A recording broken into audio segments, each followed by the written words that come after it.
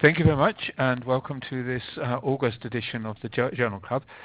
We're very pleased to have Grant Brown to present his paper. The paper was published in Biometrics a few years ago now, but I think it's very relevant and very interesting topic, so I shall now hand it over to Grant to take us through his paper, and then afterwards I've got a few points which we can use to start the discussion. Grant, over to you. All right. Well, thanks so much. Thanks for inviting me, and to Jim and Christina for organizing this. I'll do my best to speak slowly.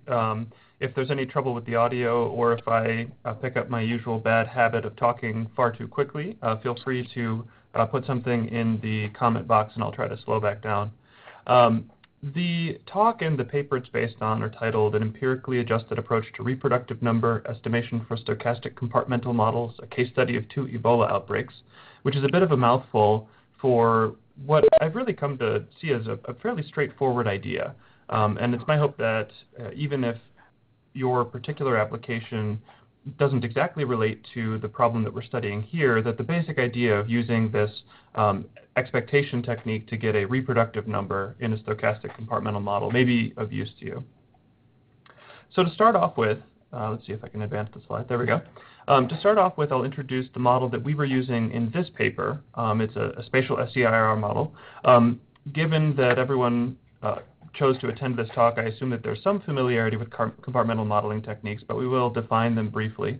And then move on to the really core of this paper, which is introducing our measure, the empirically adjusted reproductive number, and comparing it to other ways in which we quantify the degree to which a particular infectious disease process is spreading, invading a population, or contracting and dying out within a population.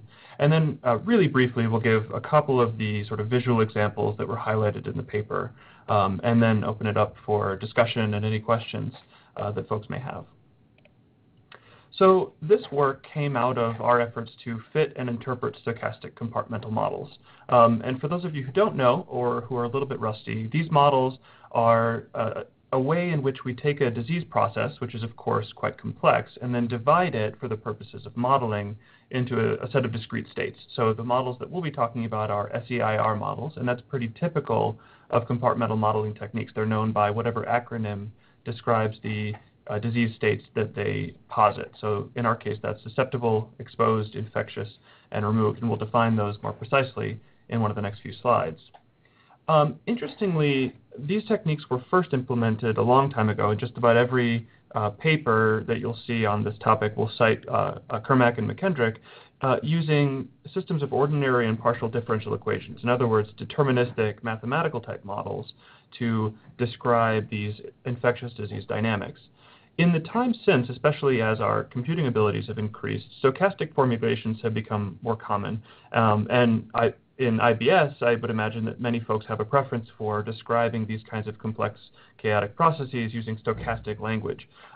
Interestingly enough, though, a lot of the practice and the language that we use to describe the features of these different models remains related to those deterministic techniques. And I think that that's really one of the highlights of this paper, is how taking that stochastic perspective leads to some relatively straightforward ways to do reproductive number quantification. So just a high-level comparison of the two types of infectious disease models that we might classify these into. Deterministic models are computationally tractable. There's mature software for solving systems of differential equations. And there's also an incredibly rich literature. Those models have been generalized to just about every situation you can imagine.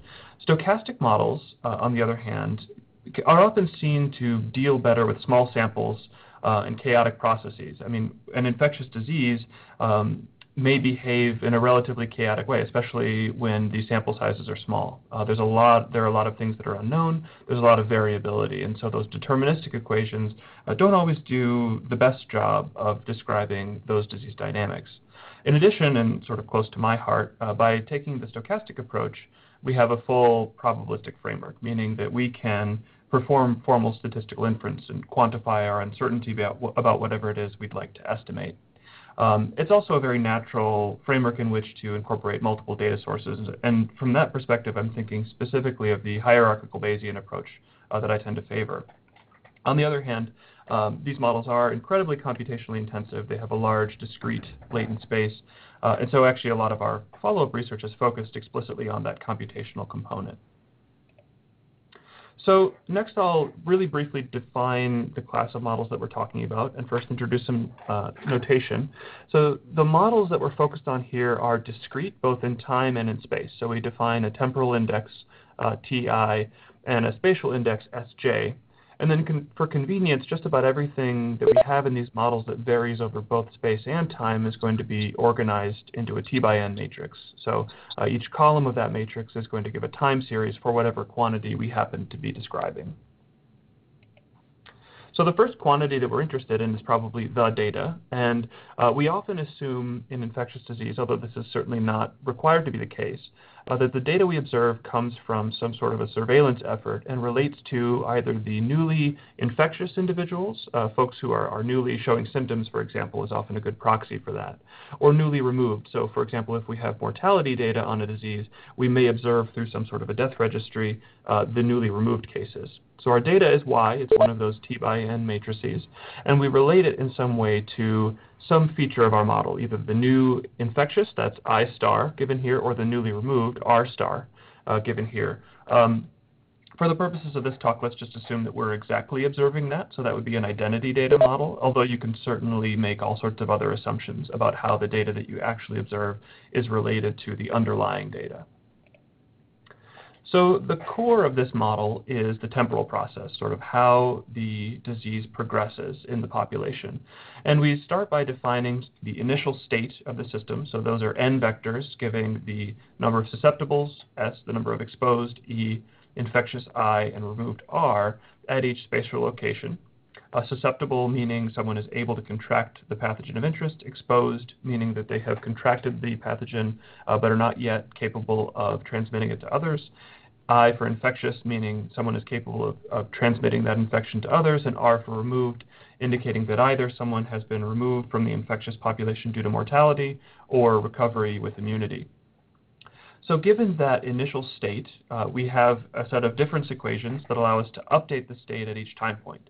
The bold letters with a superscript asterisk we call transition compartments, and you'll see different notation in different papers for this. Let's see. Oh, it sounds like folks are able to hear the audio. So a superscript indicates that those are numbers of individuals moving into the compartment of the same letter. So E star is the number of individuals moving into the exposed compartment at that particular time. I star is the number of individuals moving into the infectious compartment, and R star correspondingly captures those being removed from the infectious population. So that set of equations on the left tells us how we update our infectious disease counts at each time point. And then, of course, because this is a statistical model, we have to give those transition events some sort of a probability distribution. So don't mistake me, I'm not proposing that this is the only or even a particularly good way to define those probability distributions, but it's a relatively straightforward one to define some probability that captures whether or not an individual is likely to transition from one state to another. And those probabilities are given by pi's with a superscript denoting the transition of interest. So for example, pi S to E captures the transition from the S compartment to the E compartment. And then we also give those probabilities different subscripts. So the first probability, pi IJSE, varies over both space and time. That's really the core of these infectious disease dynamics. And alternatively, the pi EI, the term that determines the length of the latent period where someone is exposed but not yet infectious, is not assumed to vary over space and time. And the same goes for pi IR. There are, of course, many, many, many different generalizations of this kind of a process. But by taking those probabilities and imposing a couple of different assumptions about important infectious disease processes, we can actually compute explicit parametric forms for those things. So specifically for the exposure probability, the pi IJSE, we impose assumptions about what the number of epidemiologically significant contacts looks like. We also impose some assumptions about what happens when individuals contact individuals from other spatial locations. Like when they travel to another spatial location, how is their contact behavior modeled during that travel event? And then we also impose some assumptions about how travel occurs within a particular population. we define a number of distance matrices D, so those are n by n distance matrices, that capture some measure of distance that's meaningful for the contact relevant to this particular disease process. So in a simple case, you might see a CAR, conditional autoregressive type model, defined by simply taking the off-diagonal elements of D to be 1 if 2 spatial locations border each other and 0 otherwise. That's a really simple special case, although you can do lots of interesting generalizations of that. So based on those assumptions, you can define, or compute rather, an explicit parametric form for that pi ij se. And that explicit parametric form depends on 2 really important pieces. The first is eta, defined in that first bullet point. And eta is going to capture the contribution to the infection probability in a particular location, which depends on the proportion of infectious individuals, that's I over n, as well as some sort of intensity term, the e to the thetas.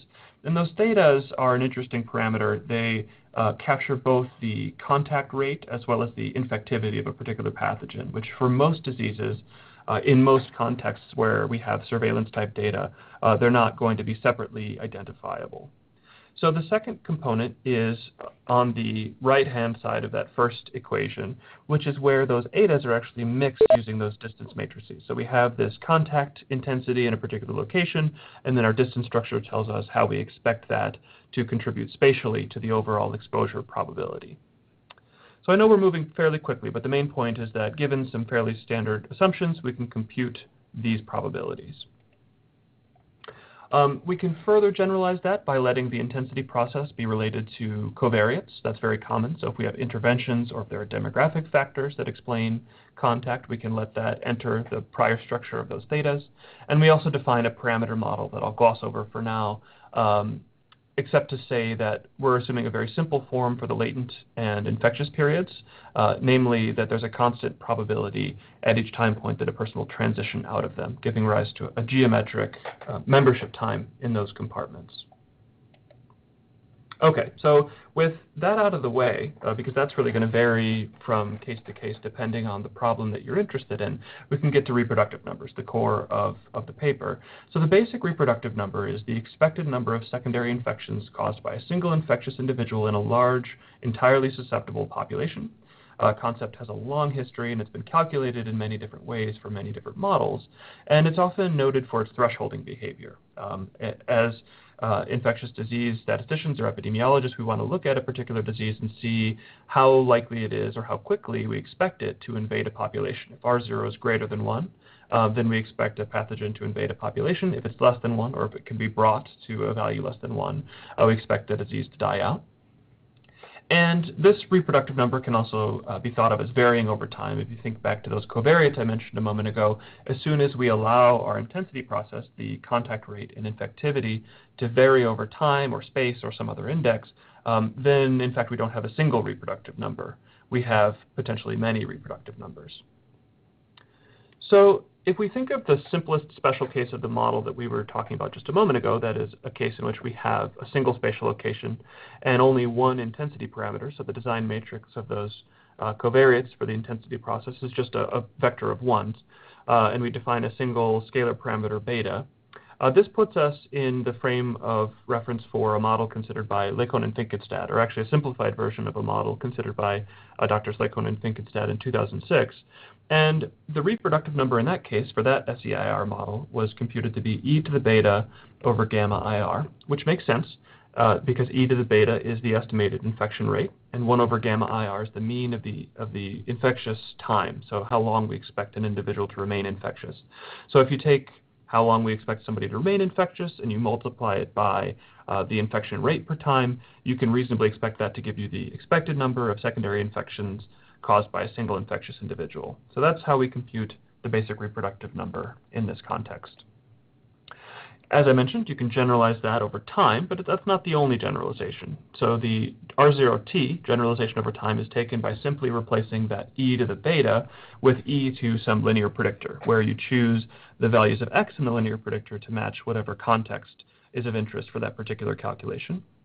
Another really important generalization which has been made is the effective reproductive number. And this is also mentioned in the Oleson and Finkelstead paper that's cited by our work, introduced by Dr. Chowell and colleagues in 2004. And the effective reproductive number recognizes that the basic reproductive number doesn't really capture how we expect a disease to spread in a particular population. Namely, if we have, let's say, a small population, let's say we're looking at a household type model, if a large proportion of individuals in any given spatial location or in the population as a whole have become infected and subsequently been removed, well, then we've removed ourselves from that sort of hypothetical scenario of the basic reproductive number. We're no longer in the setting where we're talking about a large, entirely susceptible population, and in fact, we expect a very low or even zero number of secondary infections due to a single infectious individual. So we're losing all the context in the basic reproductive number case, and the effective reproductive number tries to bring some of that context of a particular epidemic back to this calculation, which, as you can imagine, would be highly relevant to individuals interested in seeing how a particular disease is expected to behave, perhaps in real time, in a real population. Now, there are a number of problems with these approaches, particularly with the basic reproductive number, but there are limitations even to the effective reproductive number. The first limitation that I'll note is that R0 is pretty abstract, which is really the logic behind defining the effective reproductive number in the first place. Very rarely do we really think about a large susceptible population in a single infectious individual. Another issue that really came up as a practical matter as we tried to fit different parametric forms to actual infectious disease data sets is that these approaches are very dependent on the particular form of the model that you're writing down. Specifically, if you think back to the basic reproductive number case, you have e to the beta over gamma. Well, those are a couple of parameters, but we've spent a lot of time and energy in the stochastic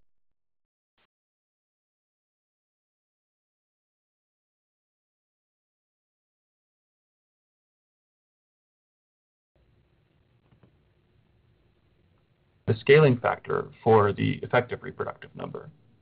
So our proposal, it's taken me a while to get there, but our proposal was to define a new reproductive measure which is a little bit more grounded in the population under study. And the phrase that we use to motivate that is the expected number of secondary infections caused by an infectious individual in a particular population. And by particular population, we mean at a particular time, in a particular context, with a particular configuration of whatever explanatory variables we've included in our model. And that phrase sounds very similar to what we define for the basic reproductive number, but it actually is a very natural thing to just compute directly using posterior expectations in these stochastic models. Okay, so to show briefly how that's done, and this we're not going to have a ton of time to spend on this, but this is the kind of calculation that you'll do if you want to apply this idea to your own compartmental epidemic model with potentially much more complex features. We start by defining very specific indicators for specific kinds of infection events. So the I sub k indicator is defined for a particular time and a pair of spatial locations, Sj and Sl, and those define the event that a person k from location Sj is infected at a particular time by contact from within that other spatial location, Sl. And by defining that indicator and trying to compute the expected total number, we note that we can get the expected total number simply by the number of susceptibles that could be infected from that particular type of contact, multiplied by that probability of contact. And similarly, we can get the average by just dividing by the number of infectious individuals that, to which that infection event could be attributed, I sub ij. Now, by doing that, we realize that we actually do have, by virtue of having constructed this model from conditional distributions, an explicit form for that probability of that very context-specific indicator. We'll skip the details, but you can factor that pi ij probability that we defined earlier into different components based on these assumptions. So you get a spatial formulation for contact in a particular, from one spatial location to another, and you get a non-spatial component for each spatial location itself for contact within that location. Now, since we have these sort of context-specific expectations, we can organize them into a nice tool known as an X-generation matrix, which we denote as G of Ti, if you express them as an average. So you divide, again, by that I sub ij. And again, I know that this is a lot of stuff, but the details are given in the manuscript. So finally, we have this n by n matrix G sub T. And we note that instead of taking the usual approach, taking the dominant eigenvalue of that matrix to get a basic reproductive number, if you take the row sums of that matrix, that'll actually give you a really important number. It gives you the average number of infections caused at a particular time by each infectious individual in the spatial location with that same row index. So you just take the row sums of that thing, and then we finally complete the derivation by asking ourselves, well, that gives us the expected number of secondary infections at a particular time. But if we think of a single infectious individual in that spatial location, they're expected to remain infectious for some period of time, and we want to take the expected total number over their entire infectious period. We do that by a sum over time weighted by their probability of remaining infectious.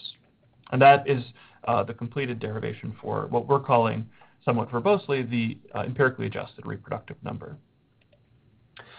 In the interest of time, I'll skip over the derivations, but I'd like to note that if you make some simplifying assumptions, namely that only one person is infectious at a particular time, we have a simple intensity process, and we allow a large population, we take the limit as n approaches infinity, one can actually demonstrate that this empirically adjusted reproductive number is very similar to the basic reproductive number. We have e to the theta over pi IR.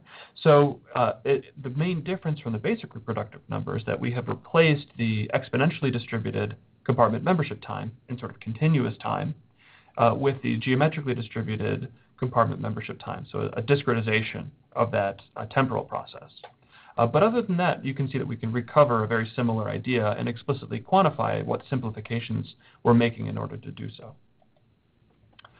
So there is a spectrum of reproductive numbers, and examining the equations is sometimes helpful to see how they differ. Unfortunately, that last bullet point has a typo. So in the exponential, we should have I over n, not s over n. But you can lay out the basic reproductive number all the way up to the empirically adjusted reproductive number, sort of on a continuum of incorporating additional compartment dynamics, more of the things that we're spending all of our time and energy estimating. So we're just about out of time, so let's get to the actual application to show how these things behave in practice. In the paper, we actually look at two different Ebola epidemics, but for the purposes of this, we're going to focus on the simple case just to illustrate what's actually going on. So the 1995 Ebola outbreak in Kikwit in the DRC was actually the study for both the Chowell paper and the Oleson and Aaron paper. So Kikwit is a large city. There were a total of 316 documented cases. And you can see in that case histogram on the right, or case bar plot on the right, that there was a period that looked a lot like exponential growth, followed by a period of exponential decay in the number of new infections. And that really is attributable to the control efforts that began in mid-May of that year. This is a nice test case because it's relatively simple, a single location, and it's also been well studied, so there's a lot of literature to compare this to. So the Oleson and Aaron paper included, in our parameterization, the equivalent of an intercept, providing a baseline intensity for the first period of the epidemic, and then a linear time term starting on the date control efforts began. So we'll use a very similar model here. There are some minor parameterization differences, but that's essentially the model that we're fitting. So if we fit that model here, an SEIR model, and we compute the R0T, because of course we do have a temporal covariate here, that's the top graph, and we compute the empirically adjusted reproductive number on the bottom, we see that they look very, very similar. If anything, the empirically adjusted reproductive number graph simply looks as if it's been smoothed, which of course it has been given that temporal expectation. But what we started noticing as we were doing model selection is that the empirically adjusted reproductive number can give you some visual signals when you're doing something potentially silly. So if we fit that constrained SEIR model mentioned at the beginning, we actually see that the basic reproductive number fails completely because we're fitting a model that is completely separate from the actual truth on the ground. There was an intervention that was extraordinarily important in containing the disease outbreak. So the basic reproductive number doesn't know what to do. It ends up right about 1, which is at that threshold, and the 95% or 90% credible interval spans both sides of that threshold. the empirically adjusted reproductive number doesn't entirely recover the dynamics, but you can definitely see that when the epidemic dies out, it crashes to zero because of the way that that's computed. We're actually using our estimated infectious counts in their impact on that exposure probability in computing this quantity. And so by looking at the difference there, it's at least an informal hint that our model may be underspecified. And that's actually a really common feature of these models. It's surprisingly difficult to write down a compartmental epidemic model that sufficiently describes an actual infectious disease outbreak. It can be quite challenging. And so having good summary measures to explore what your model actually implies is really quite useful. So that's a really quick summary of these things. But in conclusion, I think that the empirically adjusted reproductive number is a good counterpart to these other measures that we compute. Another thing that's become apparent in the time since this paper was published is that if you're going to the work of defining stochastic compartmental models, this framework of the empirically adjusted reproductive number is sometimes much more straightforward to calculate than the basic reproductive number, where we don't have the rich literature to draw from. So for example, I have a student working on a problem that involves both vectors and reservoirs and multiple modes of transmission, and the empirically adjusted reproductive number is naturally defined. We simply go back through that process of defining those contextual indicators and taking those expectations. And it's really not any more difficult mathematically. There's a bit more bookkeeping, but it's not a more complex process to actually compute that thing. Whereas the basic reproductive number isn't really as unambiguously defined in that case, in the model that we're specifying. So that's what I really hope is sort of the takeaway message. As you define models for your own particular context, this might be a way that is more natural to define reproductive number behavior and estimate the actual behavior of an epidemic. So I went a little bit over time, but I'd be happy to answer any questions that Jim has or that any of the folks that attended have. For full references, the paper's linked here. I believe it was also distributed in the email that went out to folks. And then the main citations that we drew from for this presentation are given here as well. Thank you very much, Grant. That was a very clear and concise summary of your paper. And I think this is a paper where we can say we've taken a very simple concept and we just improved it slightly. So I think it's a good paper for discussion.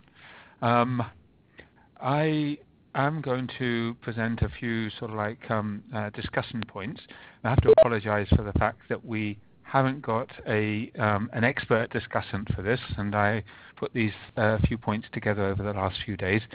Let me see if I can find them. Yeah, so just a few slides on that. Basically, I find this paper interesting because it's taken something which is a fundamental epidemiological concept, such as the basic reproductive number, which has a very intuitive and important role in epidemics. And it said, well, we need to go a little bit further in this because this is unlikely to be constant, but it is going to be perhaps varying over time and space, and how it varies is important. The practical consideration of this is how we control epidemics, how the epidemic will change in environment, with changes in the environment around the epidemic, and how interventions might impact and control epidemics. And so the estimation of both the reproductive number and the new empirically adjusted reproductive number is important on so many levels because it will enable us to see how this might differ from one location to another and at different time points. And so this becomes a logical extension of the stochastic process as I see it, but it's probably more basic than that. So advantages of this is that the compartmental models that have been used here can be extended, and we can look at different distributions of probabilities across time and space. I'm not sure that that's how that would be done, but it seems to me that we can be much more creative in how we might look at that. Also, it might allow us to estimate the empirically adjusted reproductive number to vary by other factors, such as the burial practices or the marital practices or the different cultural practices within different areas. And I think that might be something where perhaps more can be done to take those into account in estimating why epidemics succeed in one place but are not so virulent in other places. Different distributions and background knowledge of population factors. It also might tell us, because we might get epidemics which will multiply in some populations. In other words, the reproductive number might be greater than 1 in some populations, but will be less than 1 in other populations. And what is it that these depend upon? So it might give us more information as to what might happen where epidemics might fail. I was very interested in your validation method, where you generate the average number of infections by time point, and this will enable us to summarize the epidemic over the period where it's been that has been observed, and this will give us a good way of validating the strength of the model. And it seems that, as you say, the reproductive number that we have known and loved for so long is a particular case of your empirically adjusted epidemic number. So I had a few questions then here. So do we need this complexity when we just have simple epidemics? If we have a simple epidemic, which is, Ebola is quite a complex epidemic in itself, would we need such a complex model if we're dealing with a less complex epidemic? And also, are we going to come up with a single empirically adjusted reproductive number for Ebola with the changes in space and time, but that could be applied to different settings? Is that the objective of this, or are we going to come up with different models for different Ebola epidemics? Can we validate the model against historical epidemics? I mean, we have some of those data. Perhaps we don't have enough data to fully fit the model, but can we use those to somehow validate whether our model is working properly? I was just wondering, with the data in the paper, and the paper was published in 2015, which is before the end of the West Africa Ebola, whether the data have been reanalyzed since the paper was published, and whether the conclusions were similar, and whether it really did predict the containment of the epidemic and the end of the epidemic in 2016. And then my final question was about the software. Has it been disseminated? How available is it to national and international organizations? So I think that's my few points, which may seem very basic, but hopefully it will generate some discussion from the audience. So I shall ask Grant if he has anything to say about the questions I've raised, and I shall then have a look and see whether there's any questions from the audience. Certainly. Grant, do you have any? Yeah. Sure. So the first question, the answer is quite simple, I think, and that's no. I mean, we certainly hope to use the simplest model that is useful for a particular purpose, and no simpler. And in fact, when adding complexity, it's much easier to write down something that's biologically plausible than it is to actually fit a model that's biologically plausible. And I'll expand on that a little bit when we return to the West Africa Ebola epidemic. In terms of coming up with a single empirically adjusted reproductive number, the answer is potentially, but it is quite difficult. It requires that, because this is fundamentally a question about extrapolation, right? So the basic reproductive number, as you note, is a sort of fundamental epidemiological concept. But if we want to generalize it to other populations, we have to ask, well, what are the covariates that describe this process in this other context? And we may know that, but it's quite difficult to know that. And that also relies that our model is a sufficient description of the underlying problem. So very often in these models, we have to use, for example, splines or polynomials in the temporal component to capture the dynamics, which is really sort of a stand-in for our own ignorance about what's going on the ground. It allows us to estimate reproductive numbers, perhaps, but it stands in for actual phenomena that take place in populations that we don't understand or can't measure adequately. So the answer is it's quite difficult to do so. It's not fundamentally impossible, but it's maybe not the most natural use of the quantity. In terms of validating against historical epidemics, I mean, that's sort of what we've done with the 1995 epidemic. That's sort of how I visualized it as sort of a test case. There's certainly been no formal exhaustive validation. But in terms of validating these models in general, what I've taken to doing, among other things, is looking at the posterior predictive distribution. And what you find with these compartmental models is that it's often much easier to fit a compartmental model, get reasonable parameter estimates, and interpret them than it is to define a compartmental model that also has the ability to predict over any large time scale. So if you wanted a model that could really predict the course of an entire complex epidemic, I have yet to see something that can do so. I mean, these may be useful for 1, 2, or 3 week predictions, perhaps. But in terms of a comprehensive description of that epidemic process, there's a long way to go. And that's not terribly surprising given the coarseness of the data compared to the complexity of the underlying epidemic. You mentioned funeral practices. The fact is that in the West Africa Ebola epidemic, for example, in no way are the 3 countries involved homogeneous. There are urban regions, there are rural regions, there are clusters of small communities with differing rates of contact between them. There are changes in epidemic intensity due to funeral practices.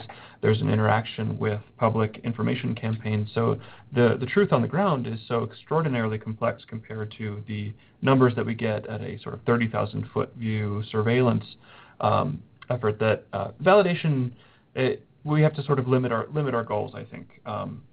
There's a danger sometimes that we rely too much on models that give us numbers and too little on sort of the fundamental epidemiology. Maybe not the best thing to admit as an infectious disease modeler, but I think it's important to remember sort of what these models are really good for and where we need to rely on other tools. Have the data from the West Africa Ebola epidemic been reanalyzed? I did some reanalysis very shortly after the paper was published, but I haven't returned to that for some time. The conclusions were broadly similar, although the important caveat was we were deciding at the time what degree of temporal complexity to include in the model. And when you include things like splines or polynomials, depending on how complex those splines or polynomials are, your extrapolation picture is going to look very different. And in general, the model seems to do a pretty good job of predicting a couple of weeks in advance. But we didn't do any formal validation, for example, the epidemic extinction time. That hasn't been evaluated for this model. So that's something that should definitely be considered in more detail. I have done some other work with students trying to develop more nuanced models that actually consider a much more realistic context structure, but that touches on the computational problem. So with all these models, we have here a very simple model with 4 compartments and 3 spatial locations, and I think 150-ish time points. But you have to multiply all those indices together to get the dimension, also multiplied by a constant for the number of compartments to get the number of latent infectious disease counts that you're trying to estimate. And that latent space grows very quickly, and it's discrete. So you have this large discrete latent space. The problem of actually fitting the model can become very, very difficult very, very quickly. So there's a lot of research that's still needed in that area. And there are a number of promising directions for that research, but there is quite a lot left to accomplish there. And in terms of software, so the software that was used to fit this model is available. So we compiled the code that was used to do all of the simulations in the paper and the actual model fitting. And I believe that was distributed as a supplemental material with the paper itself. I will say that with each and every software package that I write, I sort of look back at previous work and think, I should have done that quite a bit better. So it's not so polished as some of the existing epidemic modeling software that you will see being used widely, the surveillance package, for example. Another really promising one that I've seen is the POMP package by Aaron King. It stands for Partially Observed Markov Process. That's a fairly general way to fit some of these models.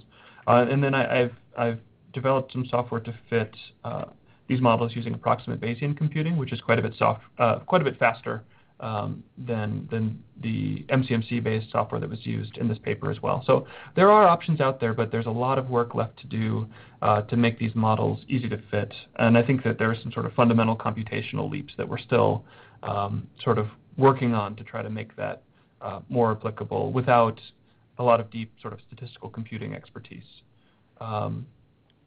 The last thing, is it useful for other epidemics?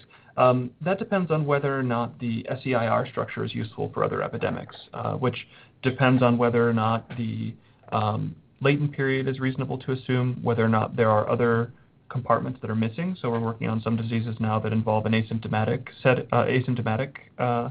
state, which behaves differently than the normal infectious state. So these models may not fit that particularly well. It depends on the time scale at which your data is collected. So if you're gathering monthly data for a disease process that takes only a week, let's say, to pass the latent state, then it becomes much more difficult to use these SEIR models. So the answer is potentially, but you have to be very careful with the disease process that you're studying and make sure that the model that you're defining actually sort of makes sense for that disease process. So I hope that okay. Touches on those questions sufficiently. Yep. Thanks, Grant. Thanks, that's great. So we've got two questions coming up. One is from Farshad, who has a question about the probability distributions. And then secondly, we have a question from Nada about the use with vector-borne diseases. So we'll get Farshad to ask you first. Farshad, are you ready for your question?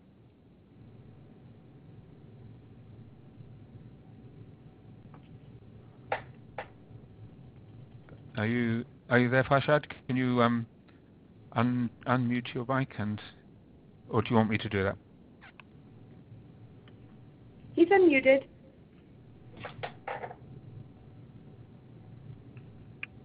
Okay. Anyway, let me ask his question. The question. So the question that Farshad brought up was: is the probability distribution in three-dimensional space, or in just one or two directions? You did mention having a spatial measure, which would incorporate some of that. Could you incorporate three-dimensional space, Grant? Yes, absolutely. So that's an important question. If I can go back to the probability expression. All right.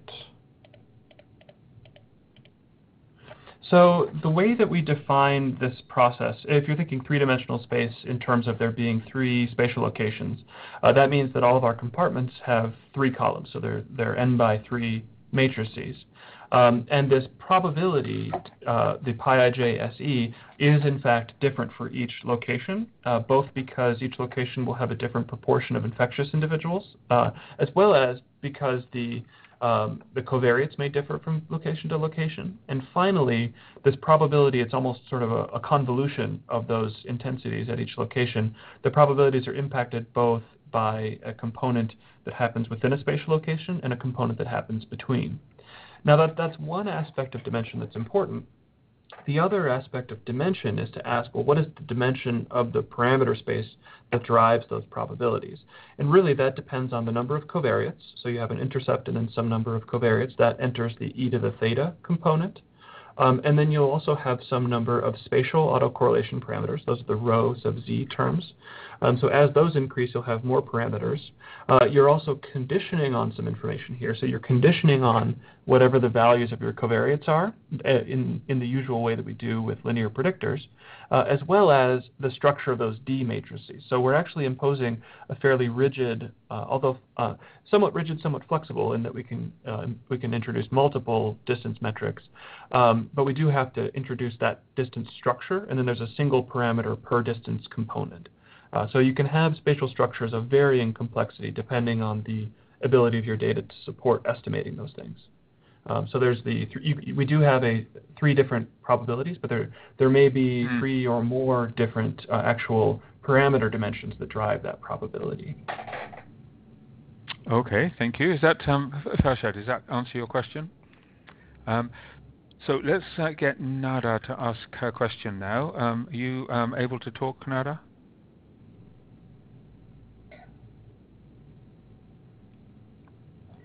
Hi, can you hear me? Hi. Yes. Yes. Yeah, thank you so much for that presentation. It was really interesting. I kind of like I've only worked with deterministic models, so like not really that well versed in stochastic models, but we look at vector-borne diseases, so trypanosomiasis and sleeping sickness, and so kind of moving away from Arnold because it hasn't really been a realistic measure. So I think this is especially because most of sleeping sickness is confined in very specific areas. So I think this is a very useful kind of measure, but like how complicated would it be to calculate this REA with vector-borne diseases? Yeah, that's a really good question. The answer will depend on the form in which the vector is incorporated into the model.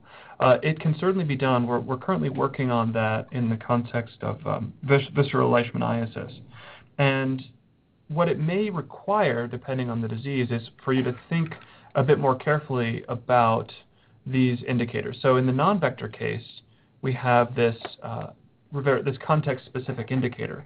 In the vector case, we don't have a direct epidemiological context, and so you have to think about a chain of events. You have to think about the probability that the vector feeds on a particular host and the probability that the vector acquires the pathogen from doing so, the probability that the vector will then feed on a susceptible host, and the probability that susceptible will acquire the infection. But if you build a model up in the stochastic context using this conditional probability approach, the standard way that we use Bayesian hierarchical models by trying to define what each of those conditional probabilities look like, then you certainly can use the empirically adjusted reproductive number approach, absolutely. So, so it would be vector, but also there are multiple hosts. So there'll be like the reservoir host and the normal host. So would that make it more complicated as well, or potentially more complicated? Yeah, potentially more complicated. You'll get something somewhat similar to the fact that we can compute the components of this that we attribute to contact within particular spatial locations, right? So we're giving the overall number here, but you can actually factor it out by spatial location. A similar process should be feasible in that case where you have multiple reservoirs or multiple hosts, for example. Mm-hmm. So it's a lot of index bookkeeping. I'm not going to lie, but mathematically it's not too difficult. It just requires some care. Okay. Okay. And just another question about just an idea about the packages that you already kind of mentioned, POMP and one that you kind of wrote. Do you have the name of that? Yeah. So the R package that I wrote is called ABSEER. It's not on CRAN. You can find it on GitHub, and it should be relatively straightforward to install based on the instructions given there. It's relatively fast for SEIR models. It fits the spatial SEIR model class with a couple of generalizations, but it's not currently flexible enough to define arbitrary compartmental models. The POMP package, on the other hand, is much more general. So it's able to define arbitrary discrete time stochastic models. That's from Aaron King again, although it's not as specifically optimized for SEIR models. So it may be slower in particular cases, but it is more general as well. But a lot of this stuff is still sort of manually written. Unfortunately, we're still trying to solve that problem of being flexible enough and fast enough for a particular model setting. Okay, thank you so much. Okay. Yeah, thank you. Okay, go on. We have a second question from Farshad, and I wanted to add in something from mine. So his second question, I think his mic is not working, so anyway, I'm going to ask it for him, for you, to you, is how can we include different environmental conditions, such, for white noise, etc., into the model? How is that incorporated into your model? And my question, which is to do with that spatial component as well, is you sort of presented in the paper the aspect at a country level for the 3 different countries for the Ebola. And then in your talk you said something about household level providing some difficulties. Now it seems to me that it's probably going to be somewhere between country level and household level. And have you done any work in sort of optimizing what the spatial or what the unit size for the spatial component should be? So to start with the second question, I mean, that's sort of at the core of the ecological fallacy, right? I mean, it's hard to know a priori without some just careful consideration of the infectious disease dynamics, what the appropriate level is. When I was thinking of household models, I was thinking of an example analysis that we often use, the smallpox outbreak in Faith Tabernacle. I'm forgetting the specific citation, but I think there are 7 compounds, and so one can do a household model within this framework in that context. And then you could certainly imagine doing a household model at a population level, although we very rarely have that data. So in terms of what the appropriate level is, it's difficult to know, but I will say that by looking at the posterior predictive distributions, you can kind of get an idea.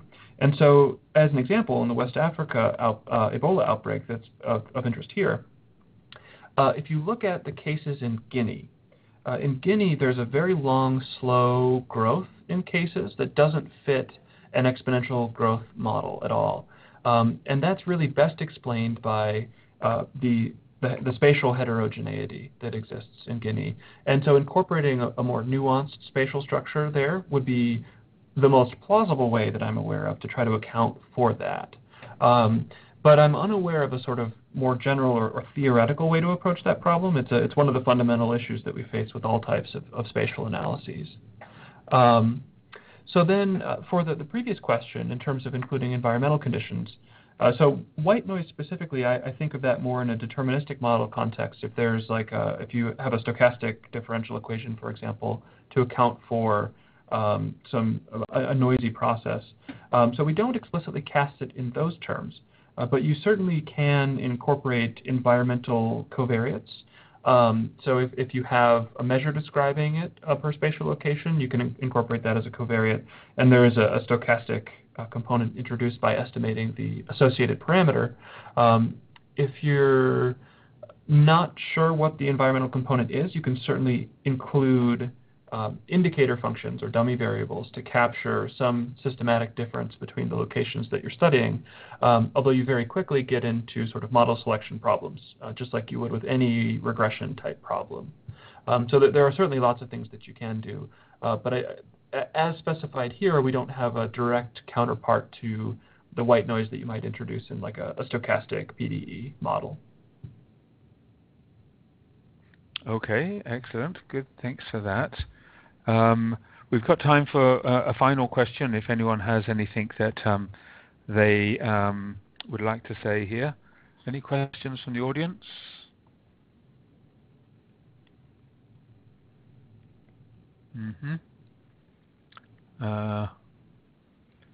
Okay. So I think that we're all happy with your answers so far. All right. Well, thanks so much for inviting me. It's been a great pleasure. I hope that maybe sparks some ideas for folks. Very clear presentation. Thank you for your presentation and your answers to the questions. The recording, as the chairperson says, the recording will be posted in about a week, so it takes a bit of time for the administration to get it all sorted out and things like that. I would like to say that our next journal club is going to be in October, and just trying to work out exactly when that is going to be. October the 11th. October the 11th, that's right. And I'm trying to work out, is it the regularity of renewal processes estimated from binary data by John Rice? That's right. So I think that will be another interesting one. And so I'd encourage everyone here to sign up for that one as well. And thank you again to Grant for his excellent presentation. And thank you for the audience for coming along and listening and asking questions. And hopefully we'll get more questions and more answers on the next paper in October the 11th. Thank you very much, and Yes, there's the dates for the next journal club discussions put up by Christina. Thank you, Christina, for your help and assistance as well. Absolutely. Thank you, guys. We'll see you in October. Thank you. Thank you so much. Bye. Thanks, Grant.